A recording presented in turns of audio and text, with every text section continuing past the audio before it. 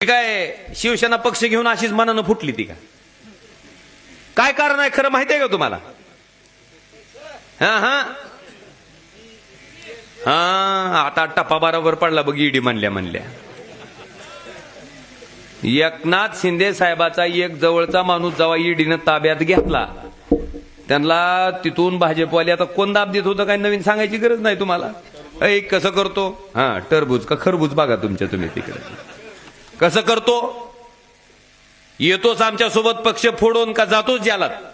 ती म्हणला मुख्यमंत्री झालेलं का वाईट आहे तिकडे जालात पालतं पडण्यापेक्षा गेलं तिकडे घेऊन पक्ष घेऊन सगळंच तसंच तेवढं होतंय. नाही तेवढं तर बाई और बहनों 70,000 करोड का घोटाला किसने किया.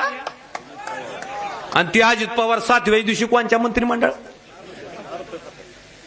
कुणाच्या भाजपच्या आणि खातं कोणचं का म्हणले यांना 70,000 कोटी खायचा माणूस आहे म्हणले ह्याच्यासारखा चांगला खाणारा माणूस कुठे आहे म्हणले दुसरा. आणि पुन्हा तिसरं कोण ही कटकारस्थानी कपटी भाजप.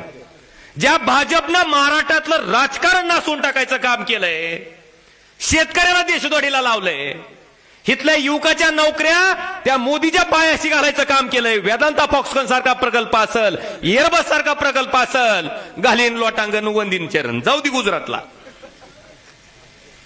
आणि तुमच्या नोकऱ्याचं काय? वेदांता फॉक्सकॉन जर पुण्याला आला असता तर 2 लाख पोराला आपल्या नोकऱ्या मिळाल्या असत्या. कुठं घातला?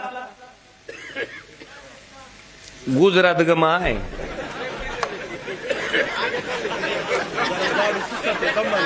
बर होतंय असं कवा कवा होतंय. पुढच्या उमेदवाराचं तसंच आहे.